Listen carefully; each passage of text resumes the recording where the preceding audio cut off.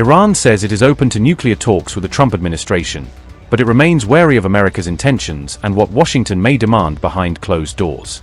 Foreign Minister Abbas Araghchi said Tehran is only seeking real negotiations, signaling Iran does not want talks that it believes are designed to corner it. Araghchi also said progress toward a nuclear deal depends on whether the US is truly serious, framing America's commitment as the deciding factor.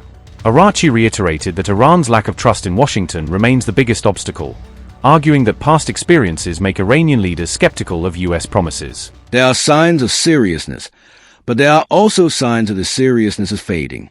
The continuation of some sanctions and certain activities in the military sphere create doubts about the degree of seriousness and readiness of the other party for genuine negotiations.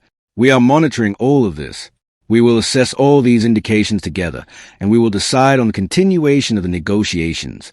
On February 8th, Araghchi warned Trump that the US military buildup in the Middle East will not frighten Iran, as Tehran insists it has prepared for pressure. Araghchi said Iran is ready for war if forced, but still wants to walk the path of diplomacy with America, presenting talks as the preferred route to avoid escalation. Iran Foreign Minister added that negotiations will succeed only if Iran's rights are respected, suggesting Tehran will not accept terms it views as humiliation or surrender. There is no alternative to negotiation. This is what I told the American team the day before yesterday, and their presence at the negotiating table is based on this logic, because other powers have been tried. Negotiations will bear fruit when the rights of the Iranian people are acknowledged and respected, and we can exercise them. We do not need anyone to recognize our rights. Our rights are established, and our rights exist. We want our rights to be respected. Even now, their military posture in our region does not frighten us. We are a people of diplomacy, but we are also a people of war. We are a people of war, not that we seek war. In fact, we are a people of war. We are ready for war so that no one dares to fight us. We are a people of diplomacy. After all, we are a people of logic, because we have words, we have reason. And if they choose a path of diplomacy, we will walk that path. If they speak to the people of Iran with respect, we will respond with respect. If they speak with force, we will respond with force. We have encountered a new phenomenon that has transformed all principles of international rules and law. What is that phenomenon? It is a theory introduced by the President of the United States, Trump, at the beginning of his term, that he would govern by the theory of peace through force. Meanwhile, several senior Iranian figures have voiced dissent against holding talks with Washington, highlighting an internal divide over whether diplomacy is worth the risk. Khamenei's former senior advisor warned negotiations with the US could backfire on Iran, arguing that talks may create new leverage for Washington rather than relief for Tehran.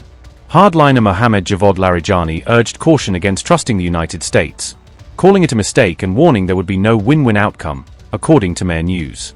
The former Khamenei advisor said, and I quote, "Some officials previously said we should trust the United States and reach an understanding. But the experience of the 2015 nuclear deal revealed all these assumptions. The idea of desperation was wrong. The win-win theory turned out to be incorrect, and trust was a complete mistake. They believed all the countries' paths were closed and nothing could be done. They thought the only way was to convince the United States to lift part of the sanctions and pay its cost in return, and they called this courage. This is not courage. This is a kind of inverted courage. Real courage lies in resistance and attack, not in surrender." End quote.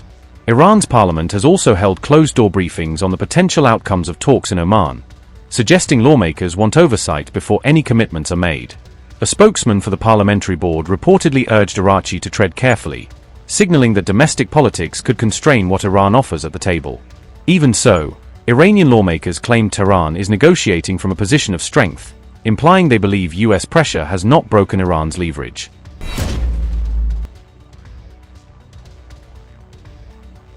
On February 6th, Iran held the first round of its latest talks with the US, brokered by Oman, restarting a channel that had seemed close to collapse. Iran described the talks as positive, while Trump said the indirect discussions were very good, indicating both sides want to project momentum. On February 7th, Araghchi said Iran is ready for nuclear talks but drew a red line against zero enrichment, rejecting demands that Iran fully abandon domestic enrichment. Despite deep distrust, Araghchi also said Iran is ready for a deal on enrichment, according to Al Jazeera, suggesting Tehran may accept limits but not total elimination. In my view, this is very clear. If the U.S. attacks us, it is evident that we don't have the ability and access to attack U.S. territory, the country, and therefore have to attack or retaliate to U.S. bases in the region. And unfortunately, U.S. bases are spread all over the region. Yes, there is very, very deep distrust. How trust can be built? In my view, this is not easy. This distrust, of course, was created by the United States. In the previous round of negotiations, it was not us who carried out a military attack in the middle of negotiations. In fact, the first bomb that was fired at us was fired at the negotiating table.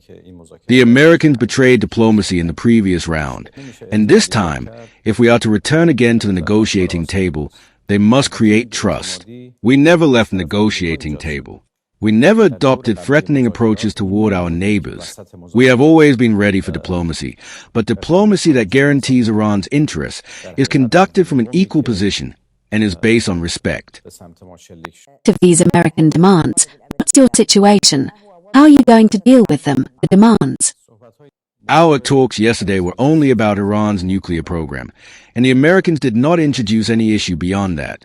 Of course, yesterday's talks were held indirectly through Oman, but our prior agreement was that we would speak only about the nuclear issue, and that agreement was met yesterday during the negotiations. The matter of zero enrichment is, from our perspective, completely outside the scope of the talks. Our enrichment is a settled matter and must continue. They were unable to eliminate it even through military bombardment, because technology cannot be destroyed through bombing. We are ready to reach an agreement that builds confidence regarding enrichment in Iran. We have no problem with that. But the principle of enrichment must certainly be accepted. Our talks yesterday revolved around these very issues. And when I say it was a good start, I mean that it is possible to count on these negotiations moving forward in the direction I have outlined.